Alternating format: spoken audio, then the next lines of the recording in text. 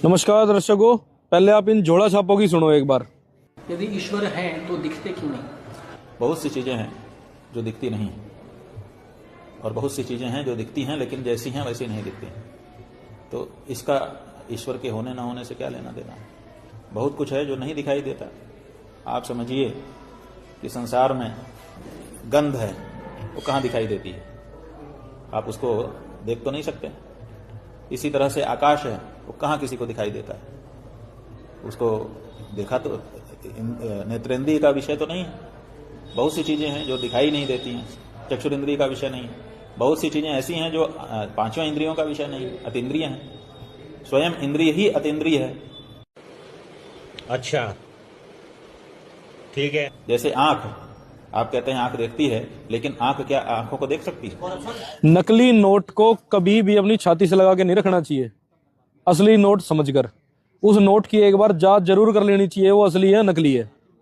वास्तविकता में ये शंकराचार्य बिल्कुल नकली है। इनका ज्ञान ये बताता है, ये कहते हैं परमात्मा तो गंध जैसा है, मतलब परमात्मा तो निराकार है, परमात्मा को देखा नहीं जा सकता। परमात्मा ने फिर हमें साकार कैसे बनाया जब परमात्मा निराकार है? तो हर भगत इच्छा करता है कि परमात्मा के दर्शन हो। दर्शन तो साकार के ही होंगे, निराकार के तो नहीं हो सकते। आपको दिखाते हैं वेदों से प्रमाण। ऋग्वेद मंडल 9:10।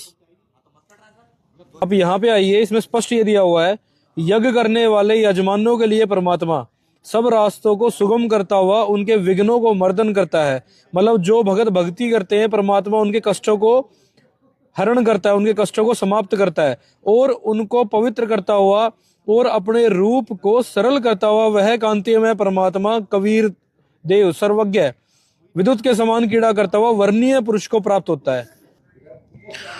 अब आप ये दूसरा प्रमाण देखिए, जो सर्वोत्पादक प्रभु प्रकाश स्वरूप सद्गुणों की वृष्टि करने वाला, पापों के हरण करने वाला है, वह राजा के समान दर्शनीय है। अब आप अंदाजा लगा सकते हैं इनको कितना वेदों का ज्ञान है, कितने ये सनातन धर्म से परिचित हैं। और ये दूसरी तरफ ये कहते हैं कि सनातन का, हिंदुओं का बिल्कुल बेड़ा गर्क हो गया है। अब आप ज्ञान ही ऐसा दोगे तो उनका बेड़ा गर्क तो होगा। पूरे हिंदू समाज से हम प्रार्थना करते हैं कि आप लोगों को इनसे सवाल करना चाहिए कि वेदों में तो परमात्मा साकार लिखा हुआ है, तुम क्यों निराकार बता रहे हो?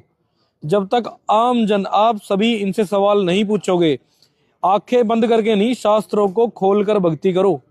इन शास्त्रों को खोलकर इनके सत्संग सुनो और इनसे सवाल पूछो, जब आपको पता चलेगा ये कितने गुरु हैं। सत साहिब जी।